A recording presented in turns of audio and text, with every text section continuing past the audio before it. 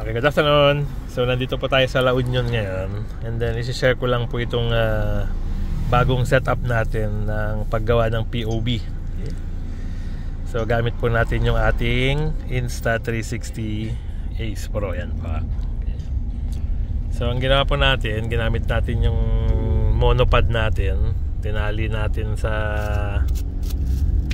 dalawang portion nitong headrest. Kaya lang, dahil in-extend po natin ito, medyo magalaw na siya. So, ang ginawa po natin, dumaan po tayo sa palengke para bumili ng stick. Kaso, ito na yung pinakamahabang stick na nabili natin. Galing po itong stick na to dito sa gamit ng pang toilet. Ito po. Pero don't worry, hindi naman to nagamit.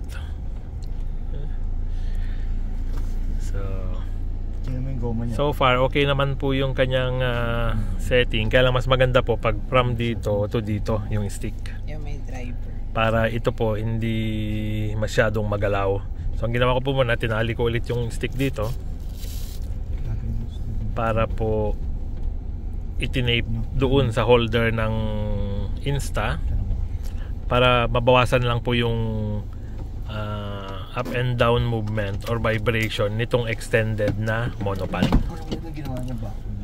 Okay.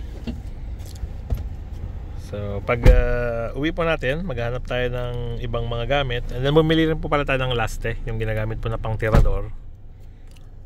So tinali lang po natin. Para ang idea lang po is maging sturdy po ito.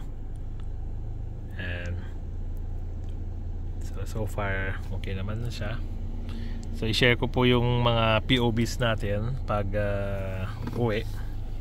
So meron tayong POB po ng from Baguio to La Union, and then this time La Union to Isabela pag uwi po natin mamaya. And then ito pong charger natin, galing na po ito dito sa portable power charger.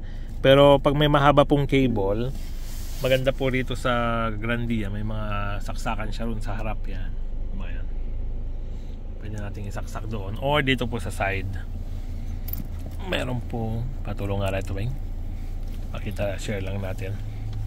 Yun po. Yan, may dalawa po doon na saksakan. Pero kailangan po natin ng 2 meter na cable. Okay. So yan po ang ating newly built setup.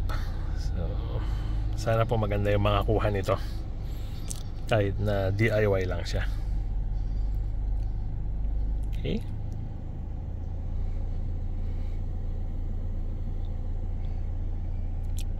Salamat po.